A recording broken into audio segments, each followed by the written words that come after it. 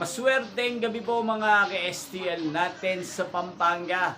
Narito na po ang mga numerong nanalo sa STL Pampanga ngayong gabi nito. August 4, 2026, 8 p.m. Third draw result. Yan, nakikita nyo na po ngayon sa screen ng inyong cellphone ang mga numero nanalo sa STL Pampanga in exact order po yan. At kung maswerte namang natayan nyo po ang mga numero niyan kanina, congrats po sa inyo.